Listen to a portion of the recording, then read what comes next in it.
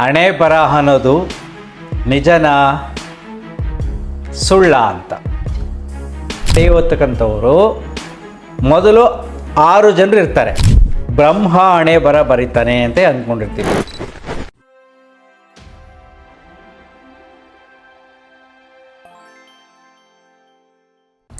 ನಮಸ್ಕಾರ ಸ್ನೇಹಿತರೆ.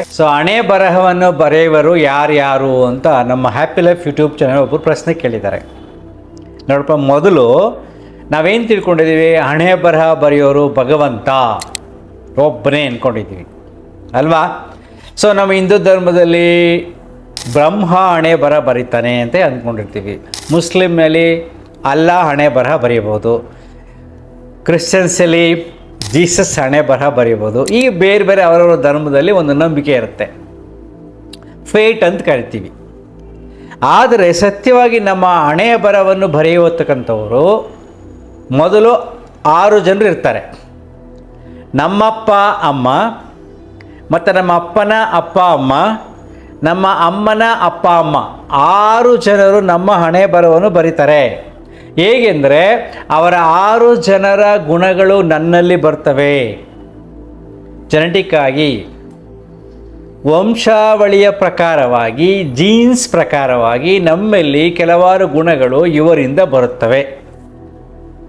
ನಿಮ್ಮ ತಾತ ತುಂಬ ಸೋಮಾರಿಯಾಗಿರ್ತಾರೆ, ಅಥವಾ ನಿಮ್ಮ ಅಜ್ಜಿ ತುಂಬ ದಡ್ಡರಾಗಿರ್ತಾರೆ, ಅಥವಾ ನಿಮ್ಮ ಅಪ್ಪ ತುಂಬ ಬ್ರಿಲಿಯಂಟು, ನಿಮ್ಮಮ್ಮ ಏನೂ ಓದಿರೋದಿಲ್ಲ ಆದರೂ ಅವರಲ್ಲಿ ತುಂಬ ಬುದ್ಧಿವಂತಿಕೆ ಇರುತ್ತೆ. ಈ ರೀತಿ ಎಲ್ಲ ಗುಣಗಳು ನಮಗೆ ಬರ್ತವೆ.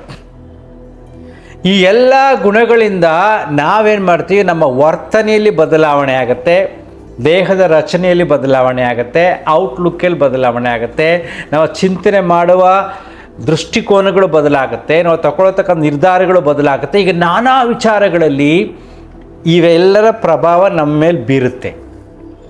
ಇದೇ ನಮ್ಮ ನಿಜವಾದ ಹಣೆ ಬರಹ.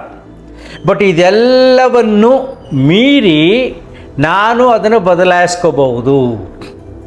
ಬದಲಾಯಿಸುವಾಗ ಅದೇನು ಕ್ಯಾರೆಕ್ಟರ್ಸ್ ಎಲ್ಲ ಬಂದಿರುತ್ತಲ್ವ, ಬದಲಾಯಿಸುವಾಗ ಇನ್ನೊಂದಷ್ಟು ಜನ ಮಧ್ಯೆ ಬರ್ತಾರೆ ಬರೆಯೋಕ್ಕೆ. ಯಾರಪ್ಪ ಅಂದರೆ ಗುರುಗಳು, ವಿದ್ಯಾಭ್ಯಾಸ ಮಾಡಬೇಕಾದಾಗ ಸ್ನೇಹಿತರು, ವಯಸ್ಸಿಗೆ ಬಂದಾದಮೇಲೆ ನಾವು ಕೆಲಸದಲ್ಲಿ ಇರ್ತೀವಲ್ಲ ಅದಕ್ಕೆ ತಕ್ಕಂಥ ಸುತ್ತಮುತ್ತಲವರು ನಮ್ಮ ಮನಸ್ಸಿನ ಮೇಲೆ ಪ್ರಭಾವ ಬೀರ್ತಾರೆ. ಮದುವೆ ಆದಮೇಲೆ ನಿಮ್ಮ ಹೆಂಡತಿ ನಿಮ್ಮ ಹಣೆ ಬರಹ ಬರೀತಾರೆ. ಆಮೇಲೆ ಅದರಲ್ಲಿ ಬದಲಾವಣೆ ಆದಾಗ ಮಕ್ಕಳುಗಳು ನಿಮ್ಗೆ ಹಣೆ ಬರಹ ಬರೀತಾರೆ. ಯಾಕಂದರೆ ಮಕ್ಕಳುಗಳಲ್ಲಿ ವ್ಯತ್ಯಾಸ ಆದಾಗ ಅವರು ಹೊರಗಡೆ ಏನಾದ್ರು ಕಲ್ತ್ಕೊಂಡಾಗ ಅವರ ಲೈಫಲ್ಲಿ ವೇರಿಯೇಷನ್ ಆದಾಗ ನಿನಗೆ ದುಃಖ ಬರುತ್ತೆ.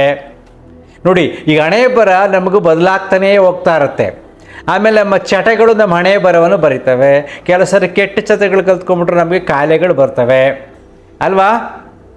ಈಗ ಗ್ಯಾಮ್ಲಿಂಗ್ ಕಲ್ತ್ಕೊಂಡ್ಬಿಟ್ರೆ, ಅಡಿಕ್ಷನ್ಸ್ ಕಲ್ತ್ಕೊಂಡ್ಬಿಟ್ರೆ, ಬೇರೆ ಬೇರೆ ಚಟಗಳು ಬಂದರೆ ನಮ್ಮ ಲೈಫೇ ಚೇಂಜ್ ಆಗಿಬಿಡುತ್ತೆ. ಇದನ್ನ ಹಣೆ ಬರಹ ಅಂತ ಹೇಳ್ತೀವಿ ನಾವು.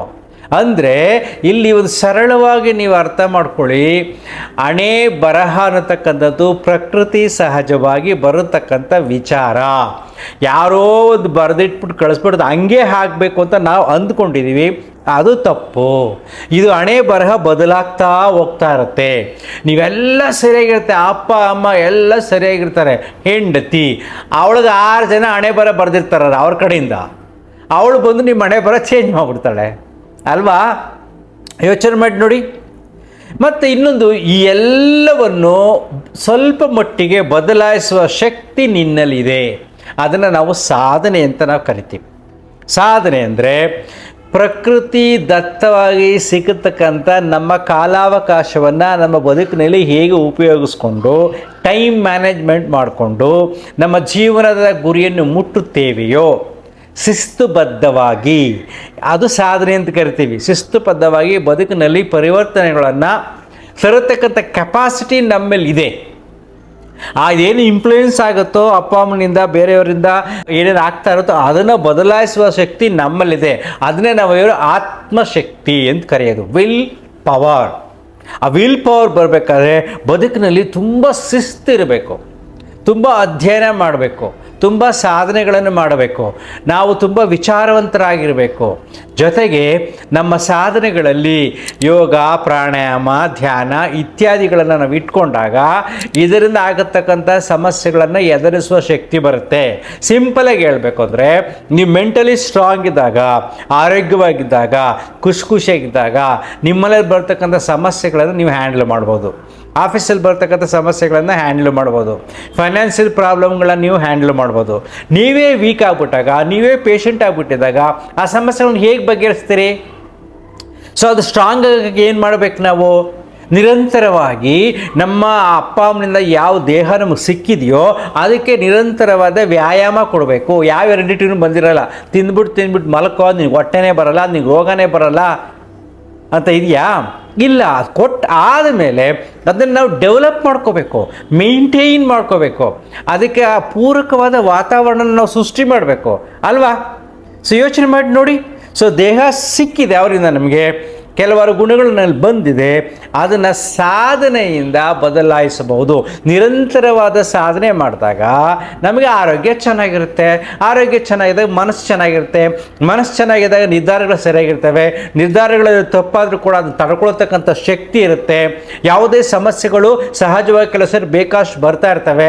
ನಾನೇನು ಪರ್ಫೆಕ್ಟಾಗಿದ್ದರೂ ಕೂಡ ಬೇರೆ ಕಡೆಯಿಂದ ಸಮಸ್ಯೆಗಳು ಬರ್ತವೆ. ಆ ಸಮಸ್ಯೆಗಳನ್ನು ಎದುರಿಸುವ ಶಕ್ತಿ ಬರುತ್ತೆ. ನೀನು ಮೊದಲೇ ವೀಕ್ ಆಗಿಬಿಟ್ರೆ, ದೇಹ ಮನಸ್ಸು ಬುದ್ಧಿನ ಸರಿಯಾಗಿ ಇಟ್ಕೊಂಡಿಲ್ಲ ಅಂದರೆ ಸಮಸ್ಯೆಗಳನ್ನು ಎದುರಿಸೋಕ್ಕಾಗೋದಿಲ್ಲ. ಸಮಸ್ಯೆ ಸುಳಿಗೆ ಸಿಕ್ಕಿ ನೀನು ನಲುಗ್ತೀಯ, ಬದುಕಿನಲ್ಲಿ ಸಂತೋಷವನ್ನು ಕಳ್ಕೊತೀಯ. ಸೊ ಆನಂದವಾಗಿ ಇರಬೇಕು ಅಂದರೆ ದೇಹ ಮನಸ್ಸು ಸುಸ್ಥಿತವಾಗಿರಬೇಕು. ಅದಕ್ಕೆ ಶಿಸ್ತುಬದ್ಧ ಬದುಕಿರಬೇಕು. ಯಾವಾಗ ಏನೇನು ಮಾಡಬೇಕು ಅಂತ ತಿಳ್ಕೋಬೇಕು. ಇದನ್ನು ಹಣೆ ಬರಹ ಅನ್ನೋದು. ಹಣೆ ಬರಹ ಮೊದಲೇ ಬರೆದು ಕಳಿಸೋದಿಲ್ಲ. ಮೊದಲು ಬರೆದು ಕಳಿಸೋರು 6 ಜನ ಬಂದಮೇಲೆ ನಿನ್ನ ಬದುಕಿನಲ್ಲಿ ಬರಿತಾ ಹೋಗ್ತಾ ಇರ್ತಾರೆ. ಅದನ್ನು ಬದಲಾಯಿಸುವ ಶಕ್ತಿಯು ನಿನ್ನಲ್ಲಿದೆ.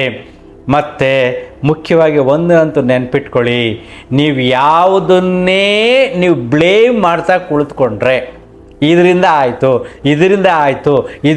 ಅಂದರೆ ನಿಮ್ಗೆ ಸೊಲ್ಯೂಷನ್ ಸಿಗಲ್ಲ. ನಿನ್ನಿಂದ ಏನಾಗಿದೆ, ನಿನ್ನಲ್ಲಿ ಎಷ್ಟು ತಪ್ಪುಗಳಾಗಿದೆ, ಎಷ್ಟನ್ನು ನೀನು ಕರೆಕ್ಷನ್ ಮಾಡ್ಕೊಂಡಿದೆಯಾ, ಎಷ್ಟನ್ನು ನೀನು ಮುಂದೆ ಗೆಲ್ತೀಯಾ. ಸೊ ನಿನ್ನ ಬಗ್ಗೆ ನೀನು ಯೋಚನೆ ಮಾಡ್ಕೋಬೇಕು. ನಿನ್ನ ಹಣೆ ಬರಹವನ್ನು ನೀನೇ ಬರೆದುಕೊಳ್ಳಬಹುದು.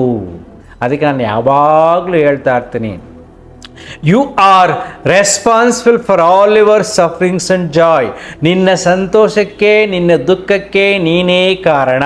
ಸೃಷ್ಟಿಯಲ್ಲಿ ಎಲ್ಲವೂ ಇರುವುದರಿಂದ ಯಾವುದನ್ನು ಹೇಗೆ ಸ್ವೀಕಾರ ಮಾಡಿ ಆ ಸಮಸ್ಯೆಗಳನ್ನ ಬಗೆಹರಿಸಿ ಸುಖವಾಗಿರ್ತೀನಿ ಅನ್ನೋದು ನಿನ್ನ ಮೇಲೆ ಡಿಪೆಂಡ್ ಆಗಿದೆ. ನನ್ನ ಕೈಲಿ ಏನೂ ಆಗಲ್ಲ ಅಂತ ಎಲ್ಲವನ್ನು ಬ್ಲೇಮ್ ಮಾಡಿ, ನಿನ್ನನ್ನು ಬ್ಲೇಮ್ ಮಾಡಿಕೊಂಡು ದುಃಖದಲ್ಲಿದ್ದರೆ ದುಃಖನೇ ನೀನು ಬದುಕಾಗುತ್ತೆ. ಸೊ ನೆನ್ಪಿಟ್ಕೊಳ್ಳಿ, ನಿನ್ನ ಸಂತೋಷಕ್ಕೆ, ನಿನ್ನ ದುಃಖಕ್ಕೆ ನೀನೇ ಕಾರಣ. ಪ್ರಕೃತಿಲಿ ಎಲ್ಲವೂ ಸಿಗುತ್ತೆ. ನೋಡುವ ರೀತಿ ತುಂಬ ಮುಖ್ಯ. ಅರ್ಥ ಆಗ್ತಿದೆಯಾ? ಸೊ ನೆನ್ಪಿಟ್ಕೊಳ್ಳಿ, ಆತ್ಮಸ್ಥೈರ್ಯವನ್ನು ಬೆಳೆಸ್ಕೊಳ್ಳಿ, ನಿಮ್ಮೇಲೆ ನಂಬಿಕೆಯನ್ನು ಬೆಳೆಸ್ಕೊಳ್ಳಿ. ಅಷ್ಟು ಸಾಕು. ನಿಮ್ಮ ಹಣೆ ಬರಹವನ್ನು ನೀವೇ ಬರೆದುಕೊಳ್ಳಬಹುದು ಅಲ್ವಾ? ಸೊ ರಿಮೆಂಬರ್, ಅಂತರ್ಮುಖಿ ಸದಾ ಸುಖಿ. Thank you.